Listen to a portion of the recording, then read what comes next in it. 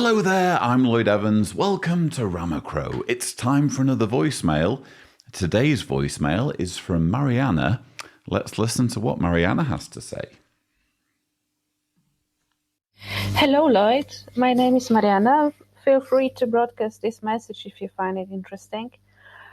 I have never been a Jehovah's Witness, but I've been watching your channel for a while now, and I find your views really interesting because I'm myself interested in religion as a social phenomenon. I am currently a non-religious person. I don't know whether I should call myself an atheist or agnostic. I only feel some spiritual connection with nature, but to give you some background, I was born in Poland, so I was brought up Catholic. Later, when I was a teenager in my early 20s, I experimented with Orthodox Christianity, with Islam a bit. Basically, I've never had anything to do with Jehovah's Witnesses, but my question is about the understanding of spirituality in the JW organization. Because, when I watch your videos or when I read about JW organization, it seems like it's so totally non-spiritual, all these language conventions, conferences, meetings, circuit overseers, and the kingdom halls looking like, just regular buildings. What I know from my experience with spirituality is that many religions like Catholic, Orthodox Christianity, Islam, Buddhism, they try to make their temples and to make their rituals look like something that takes you away from your daily life by use of light, different scents, or prayers. In some tribal religions, they would smoke some herbs to get high, to give you that so-called spiritual experience, which is supposed to make you believe that what you are experiencing in those religious meetings is something metaphysical, something coming from a different world. But when I watch all the stuff about Jehovah's Witnesses, it just looks like some kind of corporate business meetings or, something that is not typical for religion as I know it. But at the same time, in the JW materials, they talk a lot about things being spiritual, about spiritual food, and so on. So I would like to ask you, as a former Jehovah's Witness, how do you define spirituality when you are in the organization? And how does going to the meetings and participating in the activities make people really feel like they are getting closer to God, who is transcendent? Or does it really feel like it looks to me that it's just some, boring business stuff? I hope my question makes sense. I'm sorry if my English is not so good because it's not my native language. But anyway, thank you for all the work you've been doing, and all the best luck to you, and hope to hear from you.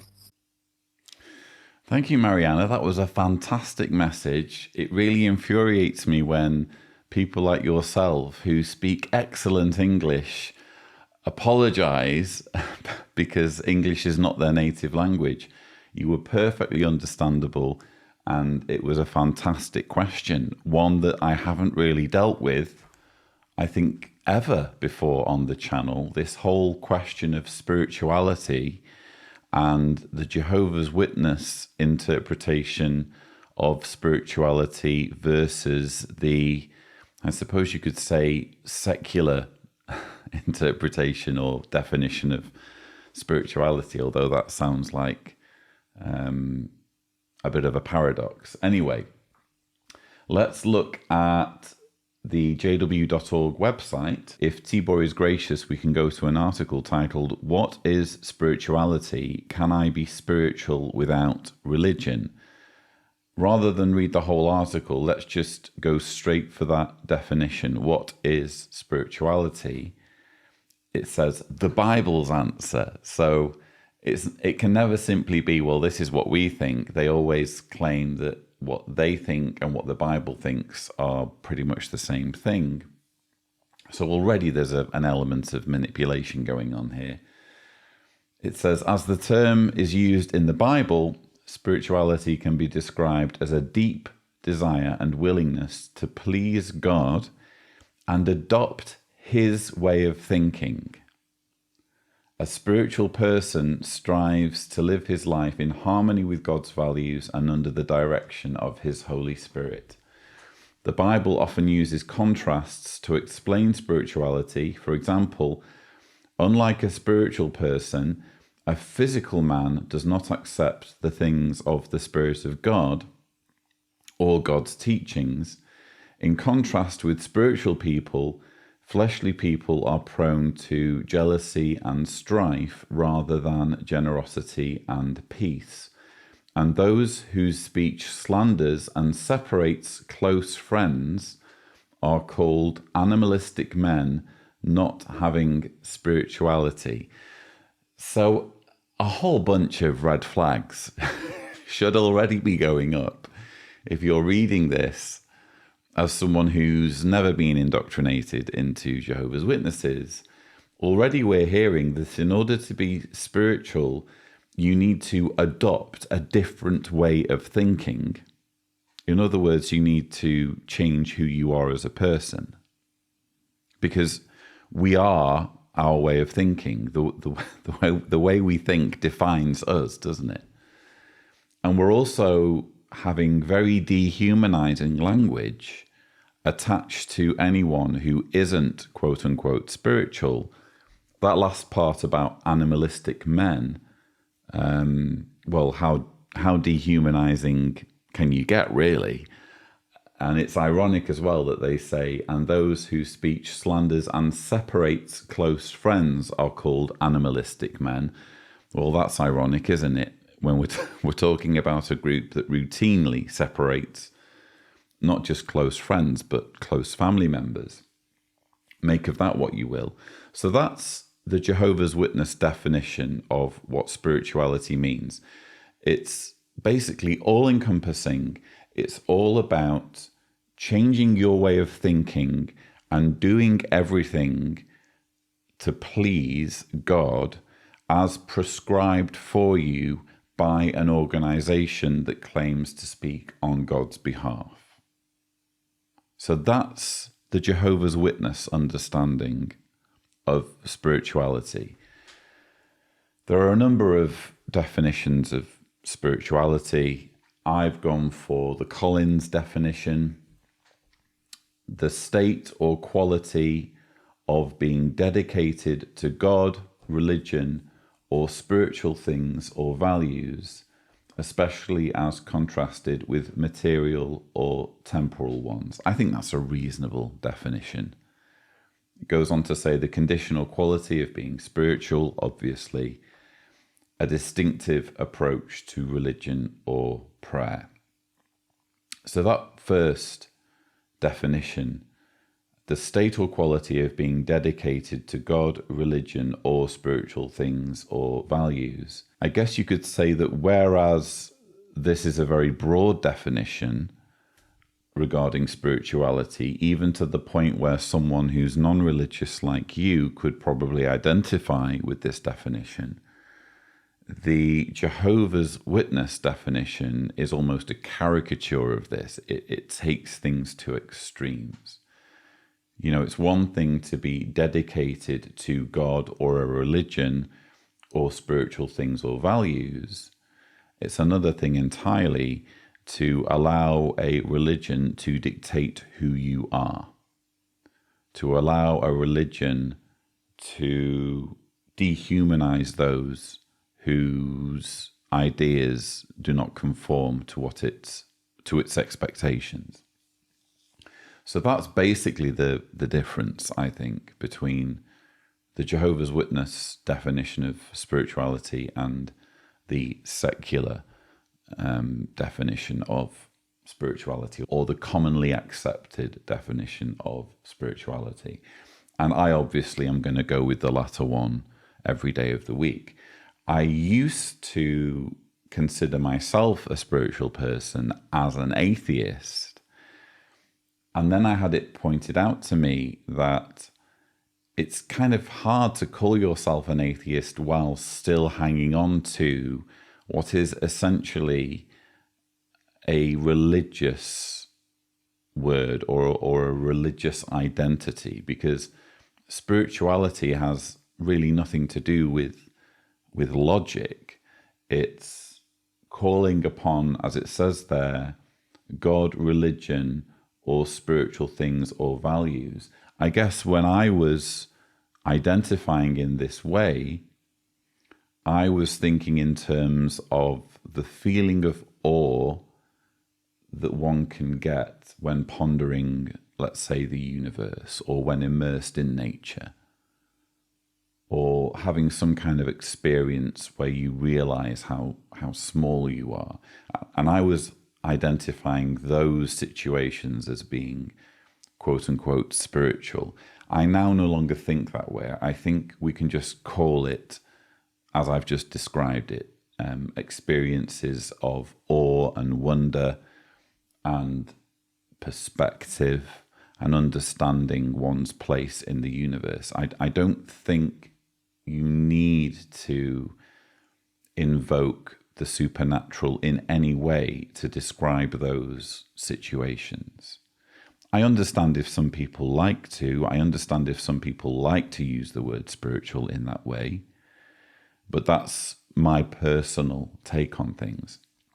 As to your question about the very corporate feel and vibe of Jehovah's Witness meetings and the way they do things organizationally with circuit overseers, and how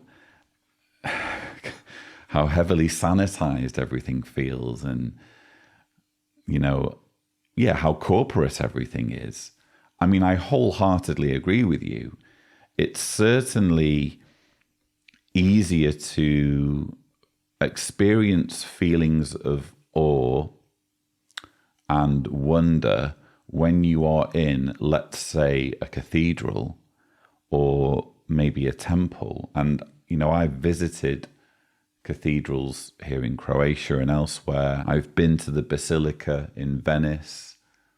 I've been to Buddhist temples.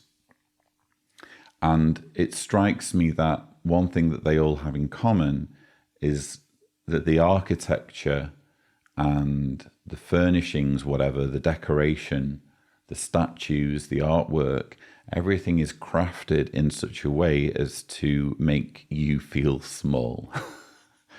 As to, I wouldn't say intimidate so much, although in some cases it is overtly intimidating, the architecture, but it's certainly meant to be, let's say, imposing, and to almost synthesize this feeling of awe and wonder that you can more authentically get, I would argue, if you're, say, climbing a mountain and looking across a gorgeous vista or staring at the night sky.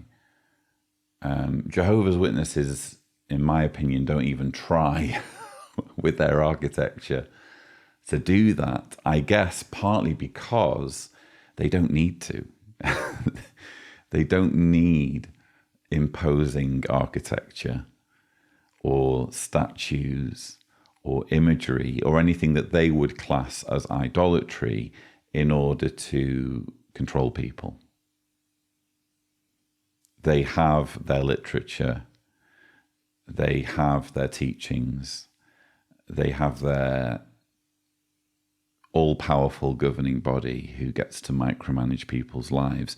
They have the threat of an imminent Armageddon. And I understand that for many, hell is a threat that people will take seriously.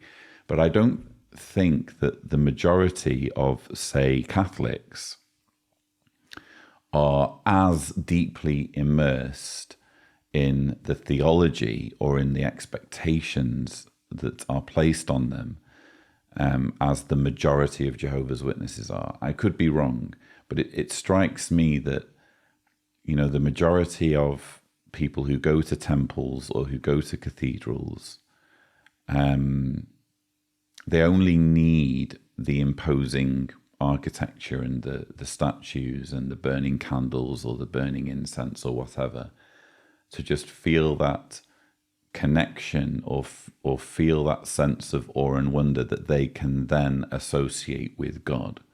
They don't necessarily have their lives being micromanaged in the same way as Jehovah's Witnesses. When an overarching hierarchy has as much control over people's lives as the governing body does, they just don't need all of the trimmings that they would say are part of false religion.